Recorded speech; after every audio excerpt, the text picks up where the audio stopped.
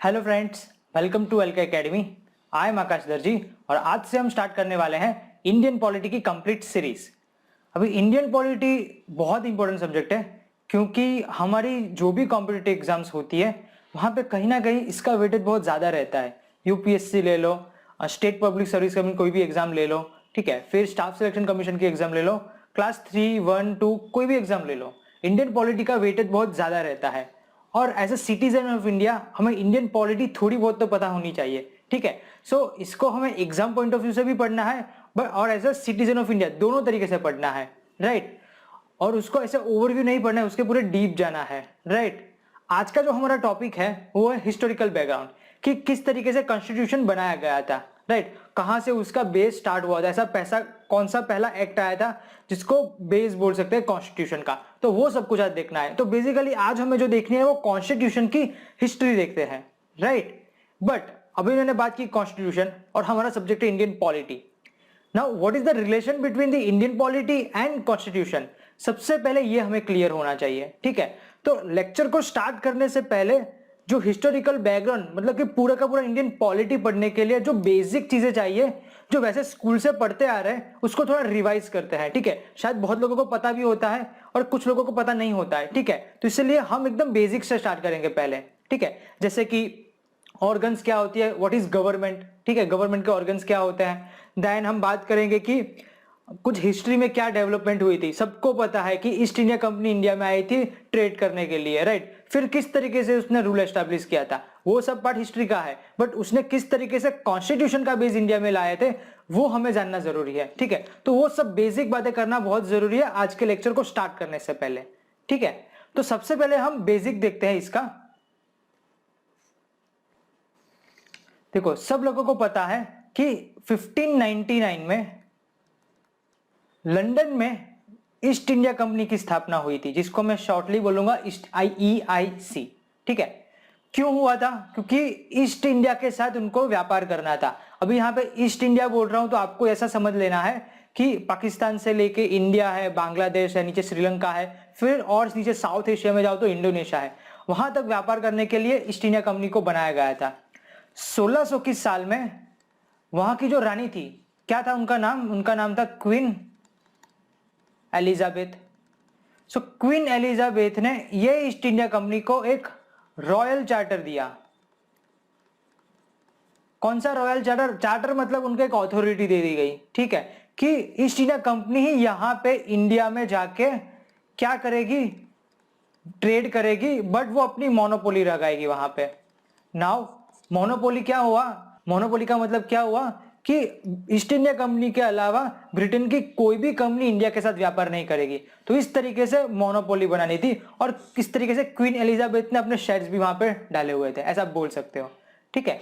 तो उसके बाद फिर बहुत सारे वॉयज निकले थे, ठीक है, शिप से जो ट्रेड करने के लिए जो निकले थे उनको हम वॉयज बोलते हैं, राइट। सो बहुत सारे वॉयज निकले थे। इसमें सबसे इंपॉर्टेंट 1608 में जो इंडिया में आया था, ठीक है, इंडिया में 1608 में एक शिप आया था जिसका नाम था हेक्टर, ठीक है। और इसके कैप्टन कौन थे? और इसके कैप्टन थे विलियम हॉकिंस,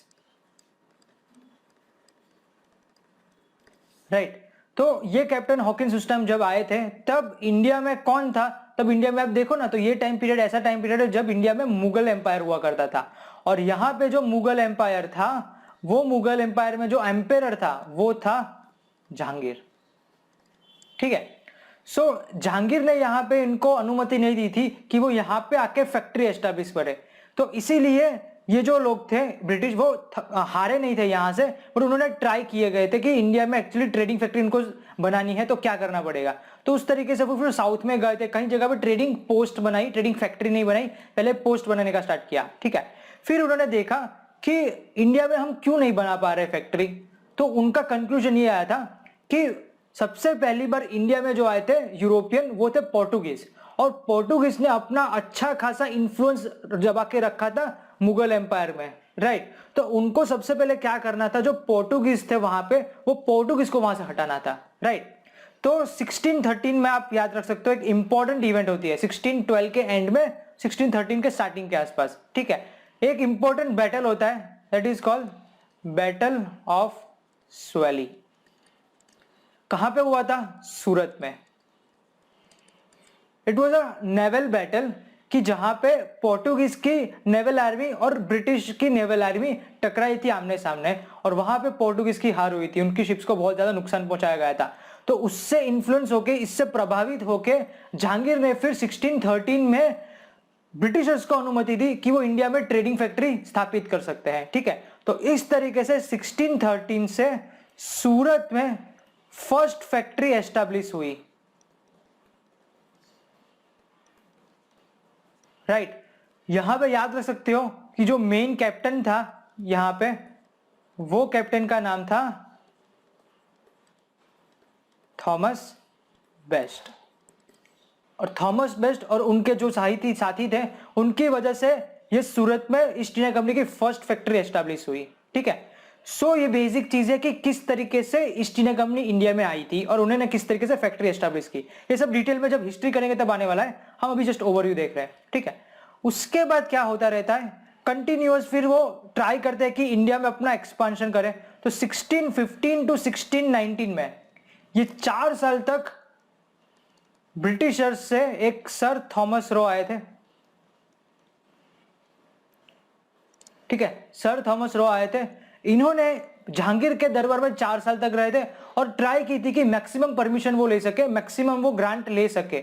ठीक है, सो बहुत ज्यादा सक्सेस उनको नहीं मिली थी, बट कुछ ना कुछ उनको अच्छा खासा एक साम्राज्य मिल गया था कि इंडिया में बहुत जगह पे वो लोग ट्रेडिंग पोस्ट और ट्रेडिंग फैक्ट्री बना सके। ठीक है, उसके बाद कंटिन्यूस उनके ये जो अटेम्प्ट है वो स्टार्ट रहे।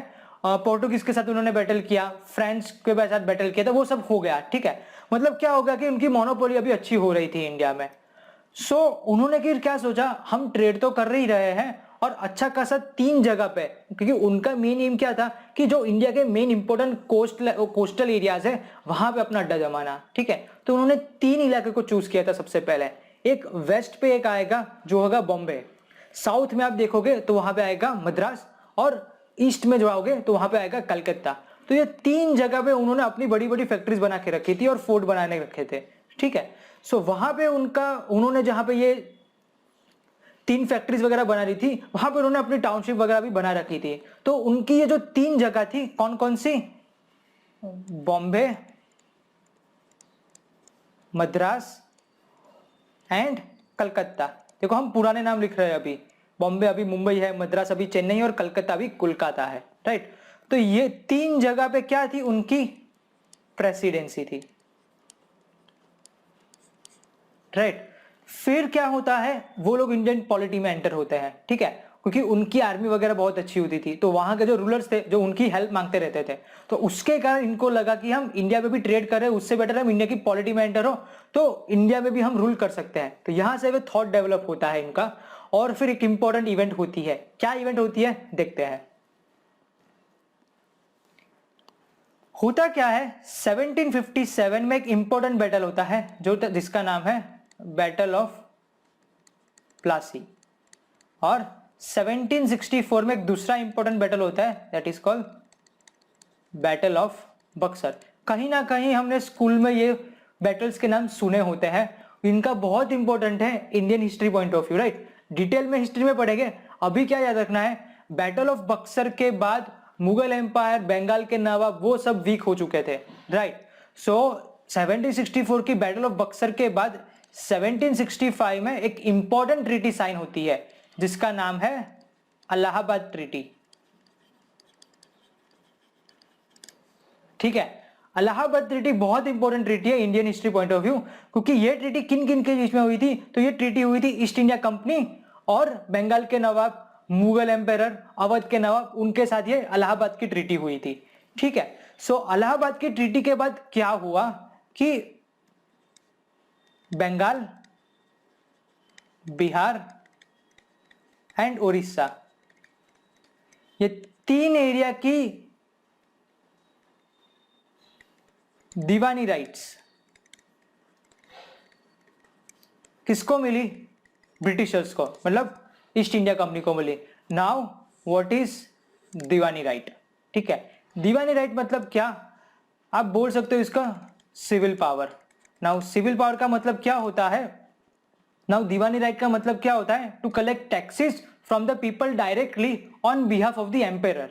ठीक है, तो जो मेन रेवेन्यू वगैरह का जो कलेक्शन वगैरह था वो भी यहाँ पे ईस्ट इंडिया कंपनी लेगी। ठीक है, और जो यहाँ पे फौजदारी राइट थे,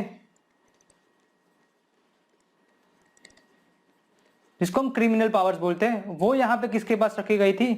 तो वो यहाँ पे बंगाल के नवाब के पास रखा गया था। तो इस तरीके से 1765 के बाद बंगाल, बिहार एंड उड़ीसा में ड्यूल गवर्नमेंट स्टार्ट हुई थी। ठीक है, इनको द्विमुखी शासन प्रणाली भी बोलते हैं, राइट। सो इस तरीके से हम बोल सकते हैं कि 1765 के बाद बंगाल, बिहार, उड़ीसा की दीवानी राइट सिविल पावर मिलने से जो बंगाल, बिहार, उड़ीसा का जो मेन एडमिनिस्ट्रेशन वगैरह था वो अभी पूरा आ गया था ब्रिटिशर्स के पास। और इस तरीके से जो उनकी मेन 3 प्रेसिडेंसी थी, बंगाल, बॉम्बे एंड मद्रास, वो 3 प्रेसिडेंसी में उनके गवर्नर रहते थे और वो तीनों को फिर कंट्रोल किया जाता था यहां से। ठीक है, सो आप याद रख सकते हो इलाहाबाद ट्रीटी को कुछ इस तरीके से, जिस तरीके से दीवानी राइट्स उनको मिल गई, वहां से वो पावरफुल बन गए। ठीक है, सो होता क्या है 1765 के बाद?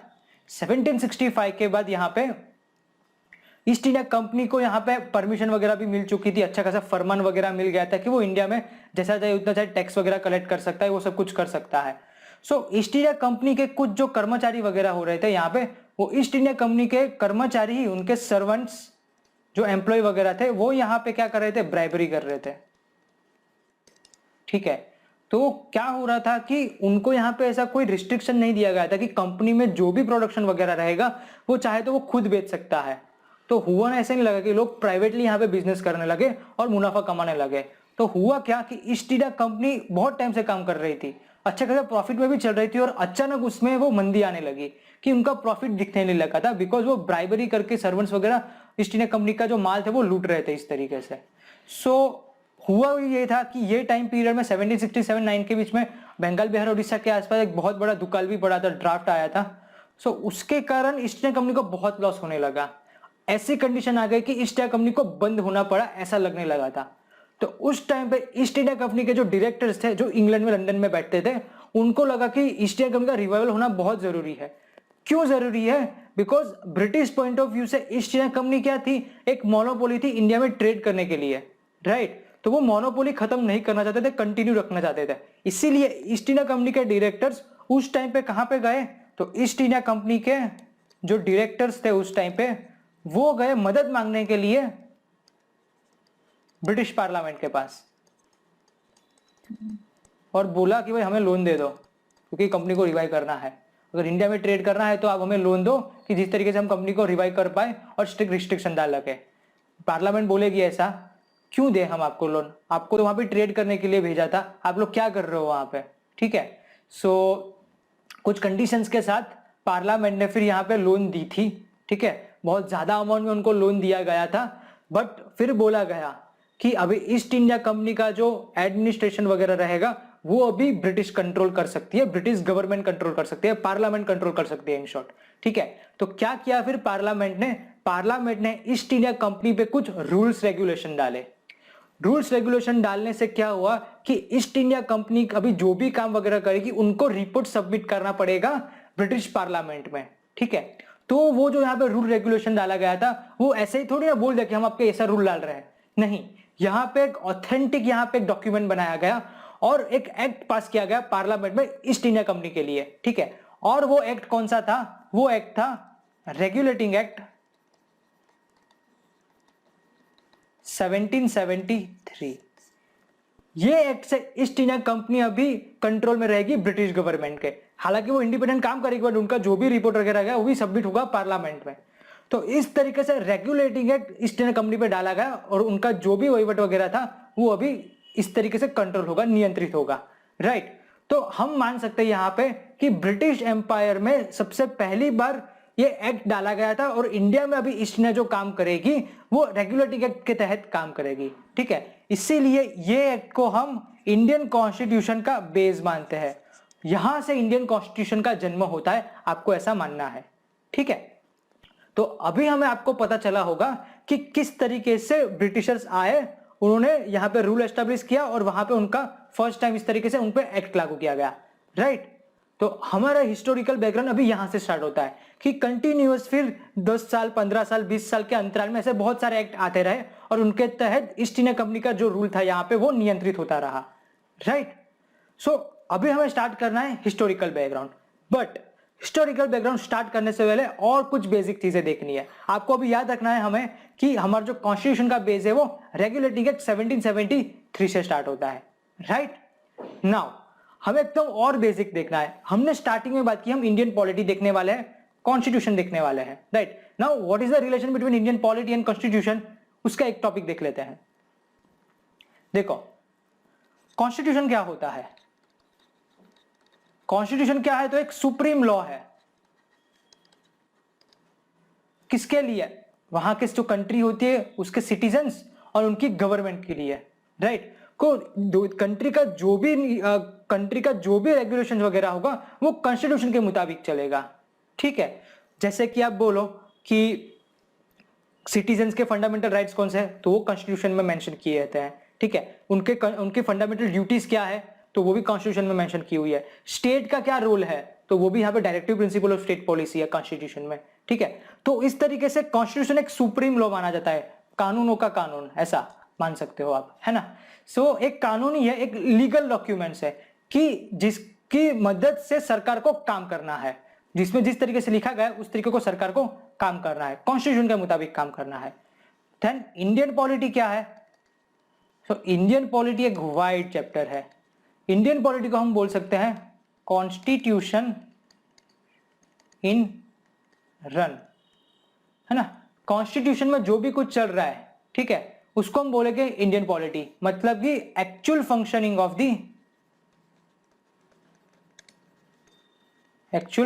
Of constitution, right. So Indian polity basic क्या है, it is the discipline. Indian polity actually क्या है, it is the discipline that consist of fundamental rights, citizenship, directive principle of state policy, नहीं। सो बेसिकली इंडियन पॉलिटी क्या है, Indian polity is the study of administration and political science, तो एक wide subject है Indian polity, ठीक है। Constitution क्या है, तो कॉन्स्टिट्यूशन बेसिक एक पार्ट है लीगल स्टडीज का, बट इंडियन पॉलिटी क्या है, study of administration and political science, ठीक है। तो यहाँ पे बहुत लोगों को कंफ्यूजन होता है, भाई इंडियन पॉलिटी ही कॉन्स्टिट्यूशन है, नहीं, गलत है, दोनों अलग अलग है, ठीक है। हमें उसको साथ में पढ़ते हैं उसको, ठीक है। इसको आप अलग अलग नहीं पढ़ सकते कि ये कॉन्स्टिट्यूशन हो गया या इंडियन पॉलिटी हो गया, दोनों साथ में ही चलता है। तो इसीलिए हम जो पढ़ते हैं वो एक्चुअली इसको इंडियन पॉलिटी बोलते हैं, क्योंकि कॉन्स्टिट्यूशन उसके अंदर आ जाता है, राइट। क्योंकि कॉन्स्टिट्यूशन एक तो लीगल डॉक्यूमेंट है, बट पॉलिटी क्या है, कॉन्स्टिट्यूशन इन रन। आज जो इलेक्शंस वगैरह हो रहे हैं, सबका अपॉइंटमेंट हो रहा है, जो ऑर्गेनाइजेशन वगैरह है, तो वो सब क्या है, वो सब पार्ट है इंडियन पॉलिटी का, राइट। तो ये सबसे पहले हमें पता होना चाहिए इंडियन पॉलिटी और कॉन्स्टिट्यूशन का difference, right. Now historical background को आगे हमें पढ़ना है, बट उससे पहले एक सिंपल चीज हमें पता होती है जो I think 7th 8th standard में आती है, ठीक है। क्या है वो चीज, सो व्हाट इज गवर्नमेंट। मैं अगर एग्जैक्टली बोलूं, so what are the organs of government, right. So mostly सबको पता होता है वैसे, ठीक है। ऑर्गन्स गवर्नमेंट के 3 ऑर्गन होते हैं, कौन कौन से, एक होता है legislative organ, then executive organ and the third judiciary organ, right. अभी इंडिया की अगर बात करूं ना, तो इंडिया में क्या है कि एक यूनियन गवर्नमेंट है, आप सेंट्रल गवर्नमेंट बोल सकते हो, कोई प्रॉब्लम नहीं है अभी। देन एक होती है स्टेट गवर्नमेंट, ठीक है। सो क्या हम बोल सकते हैं कि लेजिस्लेटिव ऑर्गन के भी 2 पार्ट हो सकते हैं, एक होता है यूनियन लेजिस्लेशन एंड देन एक होता है state legislation, right. Now legislative क्या होता है एग्जैक्टली, लेजिस्लेटिव मतलब कौन, कि जो लॉ बनाता है, ठीक है। लेजिस्लेशन का मेन काम क्या होता है, to make laws, right. So executive का काम क्या हुआ फिर, टू इंप्लीमेंट लॉ, लॉ को थोपना। और जुडिशियरी क्या है, जो लॉ को तोड़ता है, वो वायोलेट करता है जो लॉ को, उनको पनिश करना, ठीक है। मतलब बोल सकते हो टू पनिश लॉ ब्रेकर्स, ऐसा, राइट। सो ये सिंपल लैंग्वेज में हमने बात की, ऐसे आगे बढ़ेंगे ऐसे सब डिटेल में आने ही वाला है, राइट। सो जो लॉ बनाता है, जो कानून बनाता है, वो पार्लियामेंट होती है यूनियन लेजिस्लेशन में, ठीक है। तो याद रखना है कि यूनियन में जो होता है वो लेजिस्लेटिव पार्लियामेंट होता है। नाउ हमारे यहाँ पे पार्लियामेंट्री सिस्टम में दो हाउसेस होते हैं, एक होता है लोअर हाउसेस जिसको हम लोकसभा बोलते हैं, एक दूसरा होता है अपर हाउसेस जिसको हम राज्यसभा बोलते हैं। ठीक है, अभी एग्जैक्टली डिटेल कब आएगी हम जब आगे देखेंगे तो पढ़ना ही है, बट आपको याद रखना है lower houses is called Lok Sabha, upper house is called Rajya Sabha. Similarly executive में स्टेट में हम देखें तो स्टेट में किस तरीके से रहता है, स्टेट में फिर आ जाता है वहां पे स्टेट लेजिस्लेशन। स्टेट लेजिस्लेशन को आप डिफाइन कर सकते हो, वहां पे एक आ जाएगी विधानसभा, और this is lower house and the second is Vidhan Parishad. ठीक है, सो लेजिस्लेशन हमें याद रखना है इस तरीके से होता है, राइट। नाउ एग्जीक्यूटिव जो लॉ इंप्लीमेंट करवाता है उनको भी अगर दो पार्ट में डिफाइन करूं कि एक होता है यूनियन में और दूसरा होता है स्टेट में। ठीक है, तो यूनियन एग्जीक्यूटिव कौन कौन है जो इंप्लीमेंट करवाते हैं लॉस, तो आपको याद रखना है उसमें एक होता है प्राइम मिनिस्टर और उनकी जो काउंसिल होती है वो मिनिस्टर्स की। ठीक है, यहाँ पे मैंने मिनिस्टर्स काउंसिल ऑफ मिनिस्टर को COM लिखा है, right. So PM and council of minister, साथ में हम लिख लेते हो प्रेसिडेंट। तो ये कौन हो गए यूनियन एग्जीक्यूटिव जो लॉ को इंप्लीमेंट करवाते हैं, मिनिस्टर्स वगैरह लॉ को इंप्लीमेंट करवाते हैं। ये एग्जैक्टली क्या करते हैं, पार्लियामेंट ने जो लॉ पास किया है उसको अभी एग्जीक्यूट करने का काम करवाते हैं। ठीक है, देन स्टेट में किस तरीके से बोल सकते हो, स्टेट में जो होता है वो चीफ मिनिस्टर होता है और चीफ मिनिस्टर की काउंसिल ऑफ मिनिस्टर्स, और वहां पे प्रेसिडेंट नहीं होता है, वहां पे कौन होता है, गवर्नर होता है। ठीक है, तो ये बेसिक पता होना चाहिए एग्जीक्यूटिव स्टेट के लिए। ठीक है, जुडिशरी में क्या होता है, जुडिशरी में जो सबसे ऊपर होता है वो होता है सुप्रीम कोर्ट, देन हर एक स्टेट में हाई कोर्ट्स होती है और सबसे नीचे डिस्ट्रिक्ट कोर्ट्स और सबऑर्डिनेट कोर्ट्स होती है। ठीक है, सो इस तरीके से सबसे पहले आपको तो ऑर्गन्स पता होने चाहिए गवर्नमेंट के, राइट। क्योंकि सीधा हम हिस्टोरिकल बैकग्राउंड चालू करूंगा ना, उसमें कुछ टर्मिनोलॉजीज आएगी, लेजिस्लेटिव असेंबलीज वगैरह, तो वो सब क्या है तो वो पता चलना चाहिए आपको। ठीक है, सो यहाँ पे जो लोकसभा है पार्लियामेंट में, लोकसभा लोअर हाउस है, ठीक है, उसको हम बोलते हैं हाउस ऑफ पीपल इंग्लिश में। ठीक है, जबकि राज्यसभा को हम क्या बोलते हैं, council of states, right. So ये बेसिक चीज ऑर्गन्स ऑफ गवर्नमेंट आपका दिमाग में होना चाहिए। इसको आपको इस तरीके से याद रखना है कि आपको कोई रात को भी पूछे ना एग्जाम उठा के बोलो भाई ऑर्गन्स ऑफ गवर्नमेंट क्या है, राइट, तो आपको तुरंत क्लिक होना चाहिए पूरा पिक्चर।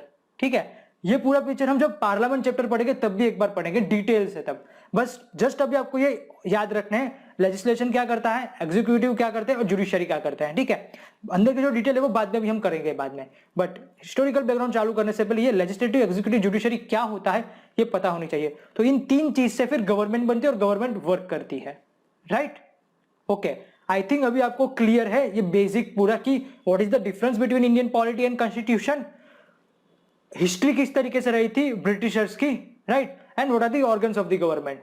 ओके, तो ये तीन चीज अगर आपको क्लियर है तो अभी आपको हिस्टोरिकल बैकग्राउंड में अच्छा खासा समझ में आ जाएगा। ओके ओके, नाउ स्टार्ट करते हैं हमारा फिर आज का लेक्चर हिस्टोरिकल बैकग्राउंड, कि जिसमें हमने सबसे पहली बार बात की कि कौनसा एक्ट लागू किया गया था, रेगुलेटिंग एक्ट 1773। ठीक है, बट अगेन हम इंडियन कॉन्स्टिट्यूशन के हिस्टोरिकल बैकग्राउंड को दो पार्ट में डिवाइड करेंगे, एक पार्ट कंपनी रूल, दूसरा part crown rule. Company rule जो रेगुलेटिंग एक्ट 1773 से स्टार्ट हुआ और 1858 तक रहा था, and the crown rule will from starting from 1858 to 1947। ठीक है, क्या डिफरेंस है, कंपनी रूल मतलब क्या, यहाँ पे ईस्ट इंडिया कंपनी थी, उनके ऊपर पार्लियामेंट के लॉ लागू किए गए और उनके तहत ईस्ट इंडिया कंपनी इंडिया में काम कर रही थी।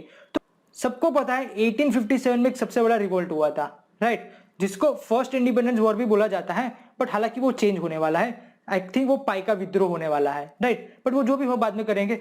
तो 1857 के बाद चेंज होता था, यहाँ पे ईस्ट इंडिया का कंपनी का रूल खत्म कर दिया जाता है और ब्रिटिश क्राउन यहाँ पे डायरेक्ट रूल करेगी, वहां के जो क्वीन और किंग होंगे वो यहाँ पे डायरेक्ट रूल करेंगे, ईस्ट इंडिया कंपनी रूल नहीं करने वाली है, राइट। सो इसलिए हम उसको बोलते हैं क्राउन रूल, जो 1947 तक रहा था। ठीक है, सो आज के लेक्चर में हमें बात करनी है सिर्फ ये कंपनी रूल की, जो 1773 से स्टार्ट हुआ और 1858 में खत्म हुआ था। तो ये कुछ 100 साल का हमें आज देखना है। ठीक है, सबसे पहले हम बात करेंगे कंपनी रूल में रेगुलेटिंग एक्ट 1773। उसकी पूरी हमने हिस्ट्री देखी कि किस तरीके से वो आया था, वो बुक्स में नहीं लिखा गया है, ठीक है। ये अभी जो कुछ हमने बोला डिटेल से वो कोई बुक्स में नहीं लिखा है, वो आपको समझना पड़ेगा इस तरीके से। अगर आपको हिस्ट्री पता होगी तो ये समझ पाओगे, अगर नहीं भी पता है तो मैंने आपको समझा दिया है, राइट। तो ये बेसिक पता होना चाहिए कि रेगुलेटिंग एक्ट 1773 किस तरीके से आया। ओके, हमें क्या देखना है, हमें कुछ आज 6 से 7 इस तरीके से एक्ट देखने हैं। वो 6 से 7 एक्ट में जो उसके एक्ट के फीचर्स थे, क्या क्या उन्होंने चेंजेस लाए हैं, वो सब करने हैं। क्योंकि करने क्यों है, पहले तो नहीं करोगे तो भी चलेगा, बट हमारे एग्जाम में बहुत बार आते रहते हैं। आप मोस्टली देखोगे ना तो एक क्वेश्चन तो आता है इसमें से, हमारी हिस्टोरिकल बैकग्राउंड में से, ठीक है। तो इसीलिए ये हिस्टोरिकल बैकग्राउंड को पढ़ना बहुत जरूरी है एग्जाम पॉइंट ऑफ व्यू से भी। ओके, तो स्टार्ट करते हैं। रेगुलेटिंग एक्ट 1773, ये एक्ट 3 चीजों के कारण बहुत इंपॉर्टेंट रोल प्ले करता है। क्यों? क्योंकि फर्स्ट है, it was the first steps taken by the British government to control and regulate the affairs of the East India Company in India. तो ईस्ट इंडिया कंपनी के इंडिया में जो भी अफेयर्स वगैरह है, जो भी उनका सिनेरियो है यहाँ पे, उसको रेगुलेट और कंट्रोल करने के लिए ब्रिटिश गवर्नमेंट ने सब पहला कदम यहाँ पे उठाया था, ठीक है। देन दूसरी चीज क्यों इंपॉर्टेंट है, because it was the first time the political and administrative functions of the company was defined, ठीक है।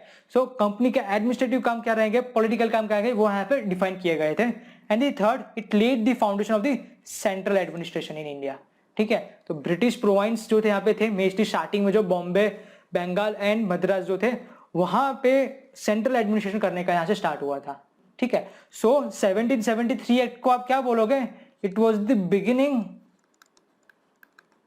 Of the centralisation of powers. इसका मतलब क्या हुआ कि लेजिस्लेटिव, एग्जीक्यूटिव, जुडिशरी, ये 3 अलग अलग पावर है। सो इनका यहाँ पे सेंट्रलाइजेशन करने का बोला गया, राइट। ये आपको याद रखना है, आपको इनडायरेक्टली समझना है यहाँ पे कि किस तरीके से अभी सेंट्रलाइजेशन होगा, ठीक है। कहीं पे लिखा नहीं गया कि यहाँ पे इस तरीके से पावर का सेंट्रलाइजेशन होने वाला है, आपको यहाँ पे क्लियरली दिखेगा, ठीक है। तो देखते हैं 1773 एक्ट के प्रोविजंस क्या क्या है। It designated the governor of Bengal as the Governor General of Bengal and created an executive council of 4 members to assist him. Okay, क्या हुआ था 1765 में, हमने आगे देखा अलाहाबाद ट्रीटी साइन हुई थी। तो अलाहाबाद ट्रीटी के बाद क्या हुआ था कि बंगाल में अभी गवर्नर अपॉइंट किए गए थे, और ऐसा जो फर्स्ट गवर्नर अपॉइंट किया गया था वो था रॉबर्ट क्लाइव, ठीक है।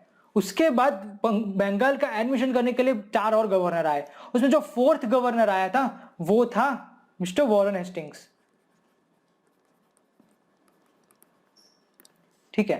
सो ये एक्ट जब लागू किया गया 1773 में, तो बंगाल का जो गवर्नर था वो था वॉरेन हेस्टिंग्स। बट इस एक्ट से क्या बोल दिया गया कि जो बंगाल का गवर्नर होगा उसको गवर्नर जनरल ऑफ बंगाल बोला जाएगा। मतलब जो मिलिट्री पावर और सिविल पावर है वो यहाँ पे थोड़ी बहुत शेयर की जाएगी गवर्नर जनरल के साथ, ठीक है। सो इसीलिए हम बोलेंगे यहाँ पे कि फर्स्ट गवर्नर जनरल जो बना, first governor general of Bengal, वो था लॉर्ड वॉरेन हेस्टिंग्स। देखो यहाँ पे आप जा सकते हो, सबके आगे लॉर्ड लिखा जाता है, लॉर्ड का मतलब भगवान है, बट यहाँ पे उसका मीनिंग भगवान नहीं होता है, ठीक है। हम पार्लियामेंट में क्या पढ़ा अभी, हमारी पार्लियामेंट जो है इंडियन पार्लियामेंट आज की, वहां पे एक लोअर हाउस होता है लोकसभा एंड एक अपर हाउस होता है राज्यसभा, ठीक है। सो हाँ, सेम वे ब्रिटिश में क्या होता है, इंग्लैंड में क्या है, इंग्लैंड में जो लोअर हाउस है, ठीक है, उनको क्या बोला जाता है, उनको बोला जाता है हाउस ऑफ कॉमन, ठीक है, आम सभा, ठीक है। और वहां की जो यहाँ पे जो राज्यसभा है, सेम वे वहां की जो राज्यसभा है जिसको हम अपर हाउस बोलते हैं, वो है लॉर्ड ऑफ द हाउस, ठीक है। तो ये जो मेंबर्स होते हैं वो mostly Lord of the house, जो उनका मेन जो सेकंड हाउस है, ठीक है, या फिर अपर हाउस है, वहां से आते थे, इसलिए उनके आगे नाम ये लॉर्ड लिखा जाता है, राइट। ये कहीं पे लिखा नहीं गया है, बट आपको समझना है कि इस तरीके से होगा, भगवान नहीं है वो, ठीक है। नाउ और क्या प्रोविजन है, it made the governor of Bombay and Madras provide presidencies subordinate to the governor general of Bengal. Okay, बहुत इंपॉर्टेंट पॉइंट है ये कि बंगाल के जो गवर्नर जनरल था उनको यहाँ पे पावरफुल बना दिया गया। क्या कर दिया गया कि मद्रास और बॉम्बे के जो गवर्नर हो गए, उनके गवर्नर को अभी इसके अंडर काम करना होगा, तो वो सब ऑर्डिनेट बन गए थे। Unlike earlier when the 3 provinces were independent of one another.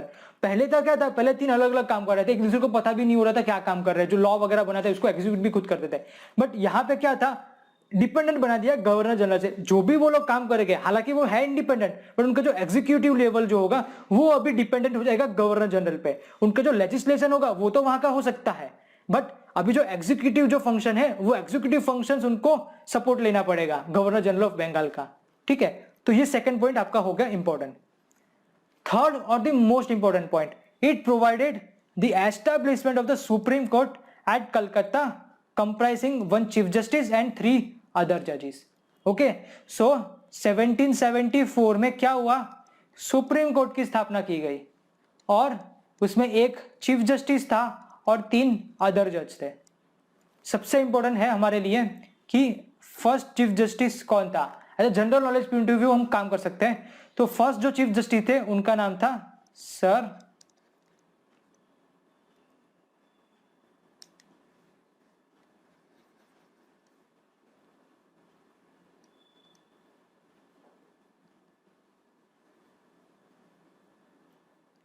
Elijah Aamby, right. तो जो सुप्रीम कोर्ट के जो फर्स्ट चीफ जस्टिस बने थे उनका नाम था सर एलिजा एम्पे। और ये जो वॉरेन हेस्टिंग और सर एलिजा एम्पे है ना, वो दोनों स्कूल से फ्रेंड थे। ठीक है, तो उनकी अच्छी खासी बनती थी यहाँ पे।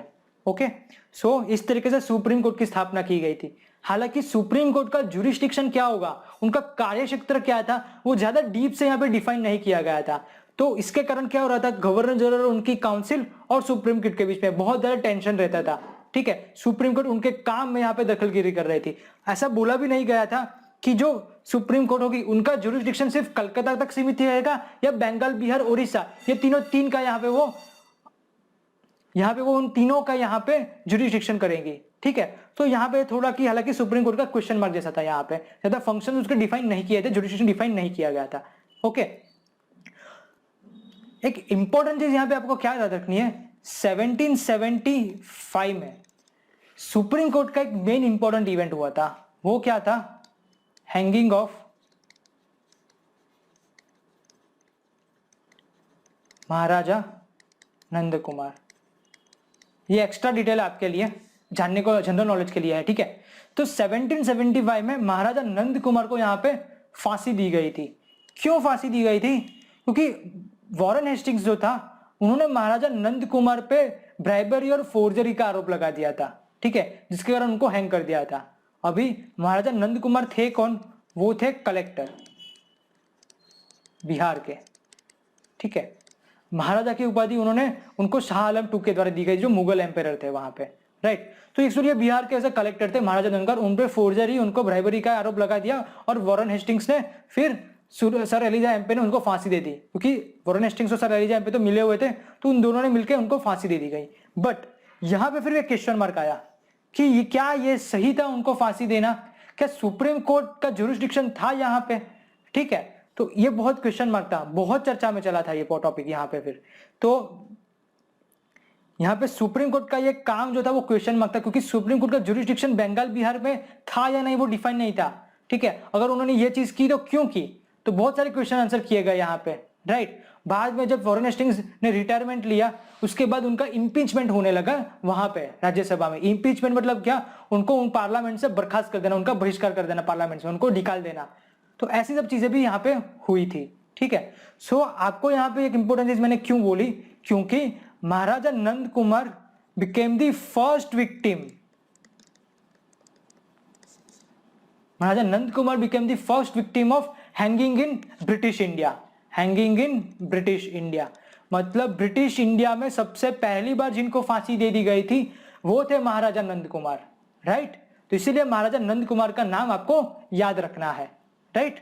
ओके, नाउ देखते हैं नेक्स्ट टॉपिक। नेक्स्ट पॉइंट क्या है बोला गया रेगुलेटिंग एक्ट 1773 का, it prohibited the servants of the company from engaging in any private trade और एक्सेप्टिंग प्रेजेंट्स और ब्राइब्स फ्रॉम द नेटिव्स। ठीक है, क्योंकि हमने आगे ही बोला क्योंकि रेगुलेटिंग एक्ट लाने का मेन वजह क्या था कि वो लोग ब्राइबरी कर रहे थे, प्राइवेटली अपना बिजनेस कर रहे थे, राइट। तो इसकी वजह से लॉस हो रहा था कंपनी को, तो इसीलिए ये रेगुलेटिंग एक्ट से बोला दिया गया कि जो भी सर्वेंट है कंपनी के उनको कोई भी प्राइवेट धंधा नहीं करना है, उनको जो भी कोई मान सामान होगा वो कंपनी से ही बेचना रहेगा और कोई भी ब्राइब वगैरह नहीं लेना है। अगर पकड़े जाएगा तो उन पर स्ट्रिक्ट एक्शन लिया जाएगा। ठीक है, सो इन दिस वे क्या हुआ ये रेगुलेटिंग एक्ट से, it strengthen the control of the British government over the company by recovering the court of directors to report on its revenues, civil and military affairs in India. Okay, so जो court of directors है, जो governing body होती है company में जो England में बैठती थी, उनको यहाँ पे रिपोर्ट सबमिट करना पड़ता था पार्लियामेंट को। ठीक है, तो इस तरीके से ब्रिटिश गवर्नमेंट का यहाँ पे कंट्रोल आ चुका था। ओके, आई होप अभी आपको क्लियर है रेगुलेटिंग एक्ट 1773। इसलिए आपको पता चला ना रेगुलेटिंग क्यों बोला गया, क्योंकि पूरा का पूरा जो यहाँ पे ईस्ट इंडिया कंपनी का जो एडमिनिस्ट्रेशन था वो यहाँ पे कंट्रोल कर दिया गया बाय ब्रिटिश गवर्नमेंट। ओके, तो ये हो गया हमारा रेगुलेटिंग एक्ट 1773। ओके, नाउ बात करते हैं अमेंडिंग एक्ट ऑफ 1781। कुछ यहाँ पे 1773 में जो एक्ट आया था उसमें बहुत सारे ऐसे डिफेक्ट हो रहे थे, ठीक है, डीमेरिट्स हो रहे थे। ठीक है, तो उसको वो डिफेक्ट को दूर करने के लिए यहाँ पे वो एक्ट में अमेंडमेंट कर दिया गया, तो इसीलिए उसको एक्ट ऑफ सेटलमेंट भी बोला जाता है। ओके, सो बेसिकली मैंने आपको क्या बोला, प्रॉब्लम क्या था ये एक्ट से, एक्ट में सुप्रीम कोर्ट का ज्यूरिसडिक्शन डिफाइन नहीं हुआ था, राइट, कि उनका कार्यक्षेत्र कहां तक सीमित रहेगा, तो वो यहां पे डिफाइन कर दिया गया बाय अमेंडमेंट एक्ट ऑफ 1781। क्या बोला गया अमेंडिंग एक्ट ऑफ 1781 से, it exempted the governor general council from the jurisdiction of the supreme court for the acts done by them in their official capacity, and similarly it also exempted the servants of the company from the jurisdiction of the supreme court for their official actions. So company जो कर्मचारी है, governor general है, उनकी council है, उनके ऊपर supreme court का jurisdiction नहीं किया जाएगा। वो जो भी ऑफिशियल काम करेंगे वो ऑफिशियल काम में सुप्रीम कोर्ट दखल अंदाजी नहीं कर सकती, वो यहाँ पे क्लियरली मेंशन कर दिया गया। ये फर्स्ट पॉइंट। सेकंड पॉइंट क्या बोला गया, it excluded the revenue matters and the matters arising the collection of the revenues from the jurisdiction of the supreme court. तो वो जो भी टैक्स वगैरह वसूल कर रहे हैं, उनके पास जो भी रेवेन्यू आ रहा है, उसमें भी सुप्रीम कोर्ट यहाँ पे दखल अंदाजी नहीं कर दी गई थी। तो बेसिकली जो मेन जो यहाँ पे सुप्रीम कोर्ट का ज्यूरिसडिक्शन है वो यहाँ पे छीन लिया गया, ऐसा बोल सकते हो। तो जो भी यहाँ पे काम करना रहेगा वो सिविल जो नागरिक वहां का है, लोग जो वहां के, उनके लिए करना पड़ेगा। तो वो थर्ड पॉइंट मेंशन किया यहाँ पे, it provided the supreme court was to have jurisdiction all over inhabitants of the Calcutta. जो कलकत्ता के निवासी है उन पे ही यहाँ पे सुप्रीम कोर्ट का ज्यूरिसडिक्शन रहेगा, पूरे बिहार उड़ीसा पे नहीं जाएगा। ठीक है, तो क्लियरली डिफाइन कर दिया गया यहाँ पे। It also required the court to administer the personal law of the defendants. ये इंपॉर्टेंट पॉइंट है। सुप्रीम कोर्ट को बोला गया कि आपको जो यहाँ पे कम्युनिटी है उनके जो लॉ है उनके मुताबिक आपको यहाँ पे लॉ देना, आपको यहाँ पे सॉल्यूशन देना है। ठीक है, आपको जजमेंट देना है। मतलब कि क्या, Hindus were to be treated according to Hindu laws and Muslim were to be treated according to the Mohammedan law.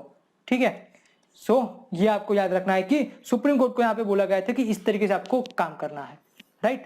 सो ये हो गया हमारा एक्ट ऑफ सेटलमेंट और अमेंडमेंट एक्ट ऑफ 1781। नाउ आता है पिट्स इंडिया एक्ट 1784। हो क्या रहा था यहाँ पे, ईस्ट इंडिया कंपनी जो थी इंडिया में, वो ईस्ट इंडिया कंपनी यहाँ पे पॉलिटिकल काम भी कर रही थी, कॉमर्शियल काम भी कर रही थी, ट्रेड वगैरह करना।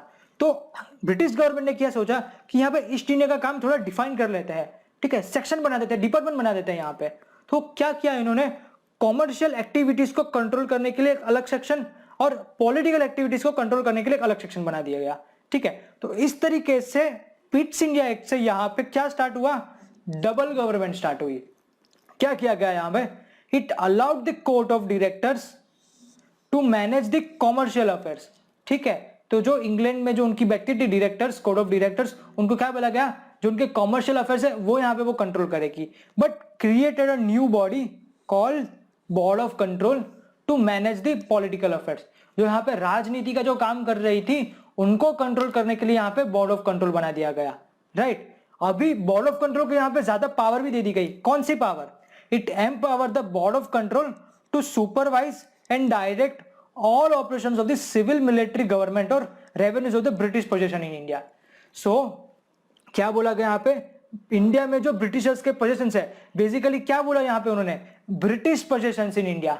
इसलिए उन्होंने अभी क्लियरली मान लिया कि जो ईस्ट इंडिया कंपनी के यहाँ पे जो पोजीशंस है वो अभी ब्रिटिश पोजीशंस कहलाए जाएंगे, राइट। तो ब्रिटिश कंट्रोल में, ईस्ट इंडिया कंपनी के कंट्रोल में जो भी एरिया, जो भी टेरिटरी वगैरह आ रही है, वहां की मिलिट्री जो होगी, वहां का जो रेवेन्यू होगा, वहां का जो सिविल एडमिनिस्ट्रेशन वगैरह होगा, वो सब अभी देख रेख में रहेगा बोर्ड ऑफ कंट्रोल के, राइट। तो इस तरीके से ईस्ट इंडिया कंपनी के काम को यहाँ पे स्पेसिफाई कर दिया गया। और बोल सकते हो आप यहाँ पे इस एक्ट ने पहली बार यहाँ पे ये मेंशन किया, first the companies territory in the India were the first time called the British position in India, and the second point, British government was given the supreme control over companies affairs and its administration in India। तो इस तरीके से जो British government थी वो indirectly यहाँ पे enter हो चुकी थी ईस्ट इंडिया कंपनी को थोड़ा कम दिखा के, राइट। सो आप बोल सकते हो अभी जो ब्रिटिश गवर्नमेंट है वो इस एक्ट से सोच रही थी कि हम अभी इंडिया में रूल स्टार्ट करने वाले हैं, वो इनडायरेक्टली यहां से हमें पता चलता है, ठीक है। तो इसीलिए पिट्स इंडिया एक्ट बहुत इंपॉर्टेंट है। पिट नाम क्यों है? क्योंकि उस टाइम पे जो प्राइम मिनिस्टर थे उनका नाम विलियम पिट था, तो उनके नाम से ये पिट्स इंडिया एक्ट 1784 आया है, ठीक है। सो ये हो गया हमारा पिट्स इंडिया एक्ट। फिर आता है एक्ट ऑफ 1786। हुआ क्या कि वॉरेन हेस्टिंग्स को ये एक्ट पसंद नहीं आया क्योंकि पावर छीन ली गई थी, तो वॉरेन हेस्टिंग्स ने फिर 1785 में रिजाइन दे दिया गया। 10-12 साल उसने सेवा की। एक्चुअली आप देखो तो 1770 से वो आया हुआ था as a governor of Bengal के तौर पे, तो एक्चुअली उसने 15 साल तक काम किया इंडिया में और उसके बाद उसने रिजाइन दे दिया गया। फिर एक टेम्पररी एक्टिंग गवर्नर जनरल आता है, ओके। फिर बनाया जाता है लॉर्ड कॉर्नवालिस को।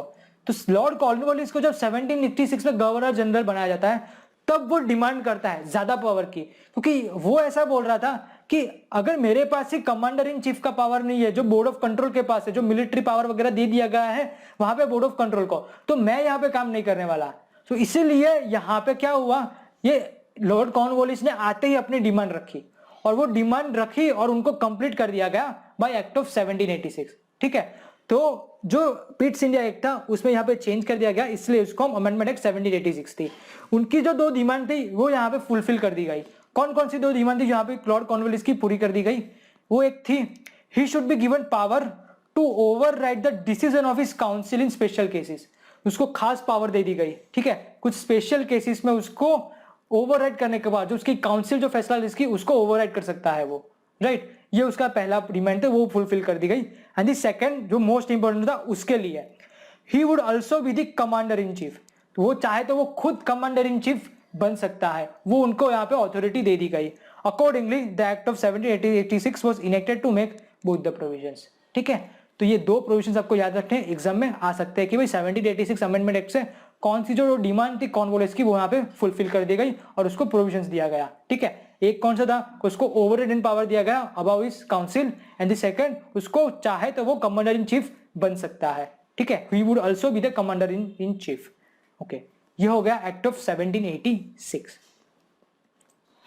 नाउ हमने क्या देखा यहाँ पे कि जो कंपनी के जो अफेयर्स थे उसको अभी एडमिनिस्टर करेगा indirectly British government. British government अभी इनडायरेक्टली कर रहा है, तो इसीलिए उसने है ना यहाँ पे फिर 4 चार्टर एक्ट डाले थे। चार्टर मतलब क्या करना कि उनको एक लाइसेंस देना, एक्सक्लूसिव लाइसेंस देना ईस्ट इंडिया कंपनी को, ठीक है। सो ब्रिटिश गवर्नमेंट ने फिर एक्सक्लूसिव लाइसेंस देते हुए 4 चार्टर एक्ट यहाँ पे डाले गए थे ईस्ट इंडिया कंपनी पे। एक था 1793 का, एक था 1813 का, तीसरा था 1833 का और चौथा था 1853 का। तो वो 4 चार्टर एक्ट हमें अभी देखने हैं। जो सबसे पहला उसमें जो चार्टर एक्ट था 1793 का, वो अगर देखें, it extended the overriding power given to lord Cornwallis over his council to all future governor generals and the governor of presidencies, ठीक है। 1786 अमेंडमेंट एक्ट से कॉर्नवालिस को पावर दिया गया था, बट यहां पे क्या बोल दिया गया, कॉर्नवालिस के बाद जो भी फ्यूचर गवर्नर जनरल आएंगे उनको भी यह ओवरराइडिंग पावर दिया जाएगा। It gave the governor general more power and control over the government of subordinate presidencies of the Bombay and Madras, और ज्यादा उनको पावर दे दी गई एग्जीक्यूशन करने की। सबसे मोस्ट इंपोर्टेंट थिंग, कभी कभी एग्जाम में आ भी चुका है ये point, it extended the trade monopoly of the company in India for another period of 20 years. तो ये क्या एक्चुअली बोल रही है कि कंपनी की जो मोनोपोली है वो 20 साल तक अभी और रहेगी। मतलब कि उनका इरादा है कि 20 साल के बाद शायद ये लोग मोनोपोली खत्म कर सकते हैं। मोनोपोली का यहाँ पे मतलब क्या लेना है आपको, यहाँ पे मोनोपोली का मतलब होगा कि ईस्ट इंडिया कंपनी के अलावा और कोई ब्रिटिश कंपनी इंडिया में ट्रेड नहीं कर सकती, वो यहाँ पे मोनोपोली थी। वो शायद 20 साल बाद ये लोग खत्म कर सकते हैं, क्योंकि यहाँ पे इशारा दे दिया गया कि 20 साल तक कंटिन्यू कर दिया गया, तो 1813 तक तो ये रहेगा मोनोपोली, ठीक है। It provided the commander in chief was not to be a member of the governor general's councils unless he was so appointed. ठीक है, तो एक पॉइंट ये है. It laid down the member of the board of control and their staff were henceforth to be paid out of the Indian revenue. ये important point है. जो board of control है, जो यहाँ पे ईस्ट इंडिया कंपनी के जो affairs को एडमिनिस्टर कर रही है, कंट्रोल कर रही है, रेगुलेट कर रही है, वो बोर्ड ऑफ कंट्रोल के स्टाफ को यहाँ पे सैलरी वगैरह कहां से दी जाएगी? पहले तो ब्रिटिश गवर्नमेंट देती थी उनको सैलरी, ओके, क्योंकि उन्होंने क्रिएट किया था इस तरीके से. बट अभी क्या बोला, ईस्ट इंडिया कंपनी का जो भी रेवेन्यू वगैरह होगा, वो जो भी रेवेन्यू होगा उसमें से बोर्ड ऑफ कंट्रोल के मेंबर्स को सैलरी दी जाएगी. ठीक है. हुआ था क्या यहाँ पे, जब 1773 रेगुलेटिंग एक्ट जब पास हुआ था, वो रेगुलेटिंग एक्ट में लोन ली थी ईस्ट इंडिया कंपनी के, और वो लोन में क्या बोला गया था एक्चुअली कि कंपनी का जो भी प्रॉफिट होगा, वो डिविडेंड जो भी होगा 6% डिविडेंड अपने पास रखेगी, बाकी का जो डिविडेंड है वो लोन के तौर पे चुकाएगी. कब तक ऐसा करना है? जब तक पूरी लोन खत्म ना हो जाए तब. बट शायद यहाँ पे क्या होगा, कंपनी का बिजनेस अच्छा चल रहा होगा, उसके कारण जो लोन थी वो अभी खत्म हो सकती थी, ऐसा हो सकता था. इसलिए यहाँ पे क्या बोल दिया गया कि भाई अभी आपके लोन भी कम हो चुके हैं, आपका अभी लायबिलिटी भी ज्यादा रही नहीं है, तो आप अभी काम करो, आपका जो इंडियन रेवेन्यू हो रहा है भारत की तिजोरी में से इनको सैलरी वगैरह दो. इस तरीके से उनको बोला गया. ठीक है, ये हो गया पूरा हमारा चार्टर एक्ट ऑफ 1793. ठीक है, देखो 20 साल हो गए, जो मोनोपोली थी वो यहाँ पे अभी उसका कुछ एक्सटेंशन करना होगा या तो उसको क्लोज करना होगा, इसीलिए 20 साल बाद यहाँ पे अगेन एक चार्टर एक्ट आया. यहाँ पे क्या बोला गया, ये चार्टर एक्ट से it abolish the trade monopoly of the company in India. देखो इंपॉर्टेंट पॉइंट आया यहाँ पे, मैंने क्या बोला था 20 साल बाद शायद खत्म कर सकती है, तो यहाँ पे उन्होंने अपनी जो ट्रेड मोनोपोली थी वो यहाँ पे कम कर दी. बट एक्सेप्शन है, टी एंड चाइना. ठीक है, it continued the monopoly of the company over trade in tea and trade with China. जो टी का, जिसको हम चाय बोलते हैं, ठीक है, उसका व्यापार, उसकी मोनोपोली तो यहाँ पे ईस्ट इंडिया कंपनी की ही रहेगी, और चाइना के साथ भी जो ट्रेड होगा वो भी ईस्ट इंडिया करने करेगी. बाकी जो होगा वहां पे सब अगर किसी को करना है, ठीक है, तो वो दूसरी कंपनी आ सकती है. ऐसा क्यों किया होगा? Because of the industrialisation revolution. ठीक है, because of the industrial revolution, क्योंकि इस टाइम पे वहां पे औद्योगिक क्रांति हुई थी, तो उनको क्या चाहिए था, फिर अपने सामान को बेचने के लिए मार्केट चाहिए.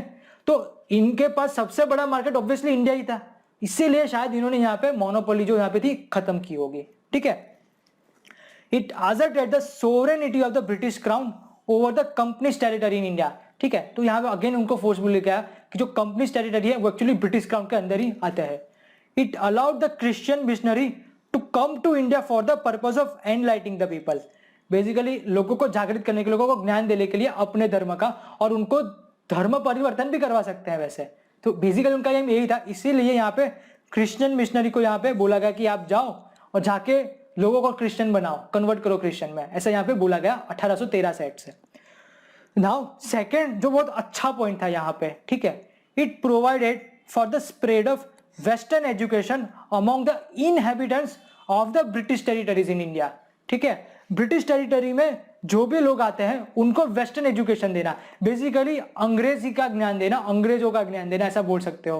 राइट, वैसे अच्छा पॉइंट था, क्योंकि ये पॉइंट के हिमायती भी बहुत सारे थे, जैसे कि राजा राम मोहन राय थे, देवेंद्रनाथ टैगोर थे, वो सब वेस्टर्न एजुकेशन को मानने वाले लोग थे, तो उन्होंने भी फिर इसको सपोर्ट किया था. और एक चीज सबसे इंपॉर्टेंट है कि एजुकेशन के लिए इन्होंने क्या किया था, एक प्रोविजन दिया गया था कि ईस्ट इंडिया कंपनी को एजुकेशन को बढ़ावा देने के लिए, उसको प्रमोट करने के लिए है, एवरी ईयर उनको ब्रिटिश पार्लियामेंट के द्वारा 1 लाख रुपीस दिए जाएंगे. ठीक है, तो 1 लाख रुपीस का प्रोविजन भी यहाँ पे चार्टर एक्ट से दिया गया था. ठीक है, it authorise the local governments in India to impose taxes on persons. They could also punish the persons for not paying tax. यहाँ पे लोकल गवर्नमेंट को भी थोड़ी यहाँ पे अथॉरिटी दी गई थी. लोकल गवर्नमेंट क्या होती है, वो जैसे जैसे हम इंडियन पॉलिटी में आगे पढ़ेंगे आपको पता चलता जाएगा. ठीक है, बट जो मेनली जो ये पॉइंट है, ये 3-4 आपके मेन पॉइंट से 1813 के. ठीक है, अभी आता है 1833 का एक इंपॉर्टेंट चार्टर एक्ट. क्या किया गया यहां से, it made the governor general of Bengal as the governor general of India and vested in him all civil and military powers. Okay, so क्या हुआ यहाँ पे, गवर्नर जनरल ऑफ बंगाल था, वो भी नॉट, अभी सिर्फ गवर्नर जनरल ऑफ बंगाल नहीं रहेगा, वो गवर्नर जनरल ऑफ इंडिया बोला जाएगा. ठीक है, जो तीन प्रेसिडेंसी है मेन, उससे सबसे ऊपर जो अभी रहेगा वो गवर्नर जनरल ऑफ इंडिया रहेगा। मतलब अभी जो सिर्फ पावर, एग्जीक्यूटिव पावर ही सिर्फ छीन ली गई थी, तो पॉसिबल है यहाँ पे सब पावर जो है वो गवर्नर जनरल को दे दी जाएगी, क्योंकि उनको बोला गया गवर्नर जनरल ऑफ इंडिया। ठीक है, सो क्या कर दिया गया यहाँ पे, the act created for the first time government of India having authority over entire territorial area possessed bye the British in India. ठीक है, पहले तो क्या था कि जो गवर्नर जनरल ऑफ बंगाल था उसका टेरिटोरियल एरिया सिर्फ बंगाल तक सीमित था, क्योंकि बाकी जगह पे भी गवर्नर तो थे, वो अपना एरिया संभालते थे। बट यहाँ पे क्या बोल दिया गया, पूरे के पूरे एरिया को अभी एक गवर्नर जनरल के अंडर रखा जाएगा। सो याद रखना है, lord William Bentinck became the first governor general of India. ठीक है, आगे हमने 2-3 चीजें देखी। First governor of India Robert Clive, first governor general of India वो कौन होगा, वो है यहाँ पे विलियम बेंटिंग। ठीक है, ये एक इंपॉर्टेंट पॉइंट है आपके लिए। क्या बोला दिया गया यहाँ पे, it deprive the governor of Bombay and Madras of their legislative power. मैंने नहीं बोला आगे कि उनसे पावर छीन ली जाएगी, तो यह यहाँ पे ऐसा ही हुआ। अभी जो कानून वगैरह वो अपने प्रेसिडेंसी का खुद बना रहे थे मद्रास और बॉम्बे के गवर्नर, वो भी यहाँ से छीन ली गई। ठीक है, मतलब जो लेजिस्लेटिव पावर्स था वो भी यहाँ से छीन लिया गया। सो अभी आप देखो क्या हुआ यहाँ पे, 1773 से एक्ट से क्या था, 1773 से एग्जीक्यूटिव पावर छीन लिया गया था। ठीक है, मतलब हमने वहां पे क्या बोला था कि सेंट्रलाइजेशन स्टार्ट हुआ था। ठीक है, 1833 से एक्ट से क्या हुआ, उनकी जो लेजिस्लेटिव पावर थी वो भी छीन ली गई, वो भी यहां पे सेंट्रलाइजेशन कर दिया गया। तो यहां पे हम बोल सकते हैं कि एग्जीक्यूटिव और लेजिस्लेटिव पावर दोनों का यहां पे सेंट्रलाइजेशन हो गया। तो this is called the end of centralisation, right. So indirectly हम यहां पे बोल सकते हैं कि रेगुलेटिंग एक्ट 1773 से सेंट्रलाइजेशन का स्टार्टिंग हुआ था, जो 1833 में खत्म हो चुका था। क्योंकि आप बोलो ना तो यहां से जुडिशरी को भी अलग कर दिया गया था, आप देखो तो सुप्रीम कोर्ट बनाई गई थी, राइट। तो आपको इस तरीके से ये एक्ट को समझना है। ठीक है, कहीं पे लिखा नहीं जाता है, ये सब आपको अभी इस तरीके से समझना है कि एग्जीक्यूटिव पावर और जुडिशियल पावर को अलग कर दिया गया था 1773 के एक्ट से, यहाँ के आके लेजिस्लेटिव पावर को भी अलग कर दिया गया। तो इस तरीके से जो सेंट्रलाइजेशन था वो यहाँ पे खत्म हो गया, एंड कर दिया गया, पूरा अभी सेंट्रलाइज हो गया यहाँ पे। ठीक है, the governor general of India was given the exclusive legislative power for the entire British India. The laws made under the previous acts were called as regulations, while laws made under this act were called as acts। ठीक है, तो वो जो presidency के जो governor थे उन्होंने जो वहां पे लॉज बना गए थे, उनके जो लॉज थे उनको यहाँ पे रेगुलेशंस बोला गया, और अभी जो गवर्नर जनरल ऑफ इंडिया यहाँ पे जो लॉज वगैरह बनाए गए उनको यहाँ पे एक्ट्स बोल दिया गया था। ठीक है, it ended the activities of the East India Company as a commercial body which became a purely administrative body। It provided that the company's territory in India were held by it in trust for His Majesty, his heirs and successors। Okay, so क्या हुआ यहाँ पे कि जो trade के लिए सिर्फ काम कर रही थी, थोड़ा एडमिनिस्ट्रेशन कर रही थी, कंप्लीटली अभी एडमिनिस्ट्रेटिव बॉडी हो गई, कॉमर्शियल बॉडी यहाँ पे बंद कर दी इनको। ठीक है, क्योंकि और भी बहुत सारी कंपनी आने लगी, मोनोपोली तो वैसे ही बंद कर दी थी। ठीक है, तो अभी मेन जो ईस्ट इंडिया कंपनी थी वो यहाँ पे एडमिनिस्ट्रेटिव बॉडी के तौर पे काम कर रही थी, कॉमर्शियल एक्टिविटी उनकी भी बंद हो गई, ऐसा हम बोल सकते हैं यहाँ पे। ठीक है, तो इस तरीके से जो मेन एम था ईस्ट इंडिया कंपनी का कि ट्रेड करना है, कॉमर्शियल एक्टिविटी है, यहाँ पे खत्म कर दी गई, उनको यहाँ पे प्योरली एडमिनिस्ट्रेटिव बॉडी बना दे दिया गया। ठीक है, तो अभी हम बोल रहे हो ना, तो पूरा अभी यहाँ पे ब्रिटिश कंट्रोल में आ गया India, right. The charter act of 1833 attempted to introduce a system of open competition for selection of civil servants and stated that Indians should not be debarred from holding any place, office and employment under the company।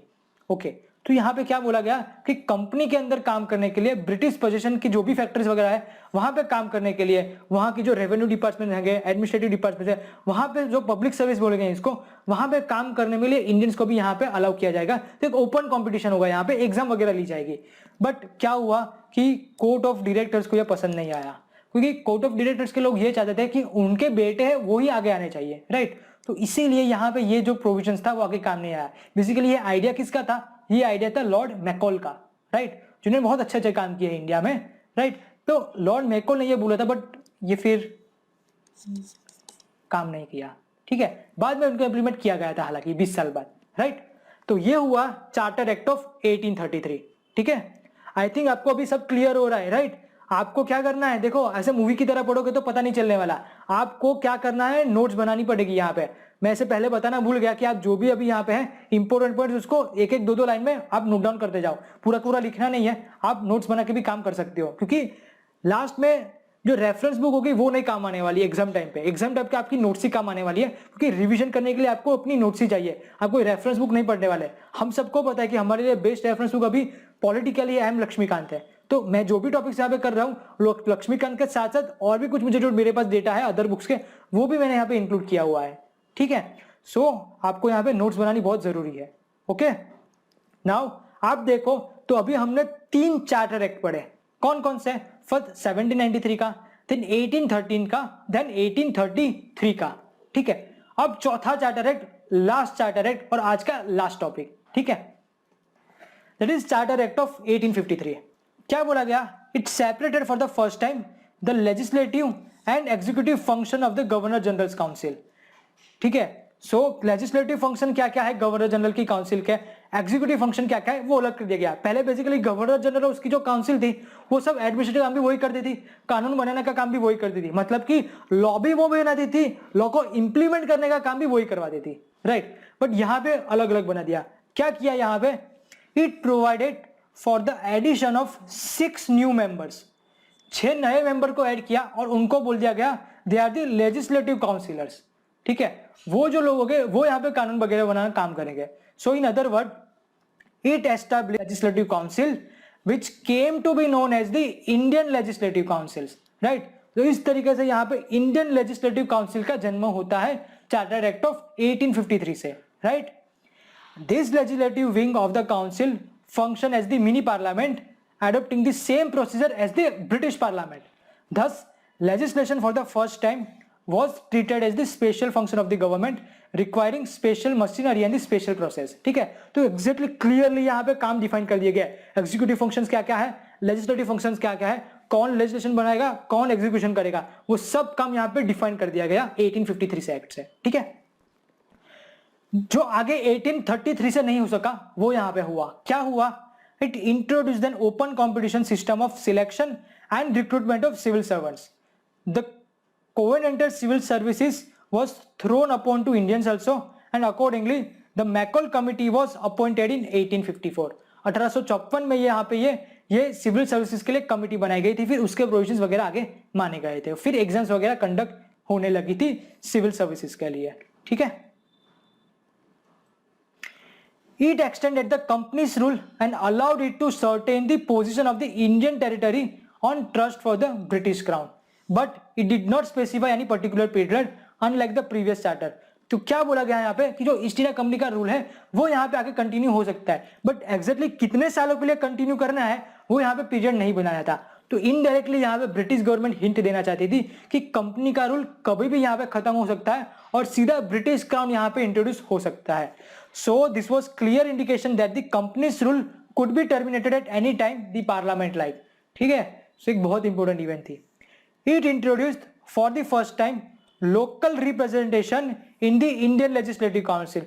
जो 6 members थे, ठीक है, उसमें से अभी जो होंगे 4 member वो यहाँ पे local government of Madras, Bombay, Bengal और आगरा के लिए गए थे, ठीक है? सो एक इंपॉर्टेंट पॉइंट है कि इंडियन लेजिस्लेटिव काउंसिल में भी अभी इंडियंस को एंट्री मिली थी, ठीक है? तो ये हो गया चार्टर एक्ट ऑफ 1853, ठीक है? सो आज हमने यहाँ पे क्या देखा, पूरा यहाँ पे हमने कंपनी रूल देखा। कंपनी रूल कहाँ से स्टार्ट होता है? रेगुलेटिंग एक्ट ऑफ 1773 से। उसके बाद आता है अमेंडमेंट एक्ट ऑफ 1781। उसके बाद क्या आता है? Pitt's India act 1784। उसके बाद क्या आता है? Amendment act of 1786। और उसके बाद charter act of 1793, 1813, 1833 and 1853, right? So ये हो गया हमारा आज का लेक्चर। अभी कंपनीज रूल के बाद ब्रिटिश क्राउन कैसे आता है तो वो सब डिस्कशन हमें नेक्स्ट लेक्चर के स्टार्टिंग में करनी है, ठीक है? और साथ में हम पूरा जो यहाँ पे क्राउन रूल है वो भी हम यहाँ पे खत्म कर देंगे नेक्स्ट लेक्चर में, ठीक है? सो आई थिंक आप सबको यहाँ पे मजा आया होगा, ये लेक्चर में बहुत कुछ नया जानने को मिला होगा। इतने आपको इसी तरीके से पूरे डीप में जाके पढ़ा है, जस्ट आप उसको पढ़ते जाओगे ना तो समझ में नहीं आने वाला है, ठीक है? इस तरीके से अगर आप कॉन्सेप्चुअल पढ़ोगे तो आपको ऑटोमेटिकली थिंग्स भी यहाँ पे याद रह जाएंगी। ओके, सो नेक्स्ट लेक्चर में मिलते हैं। Thank you.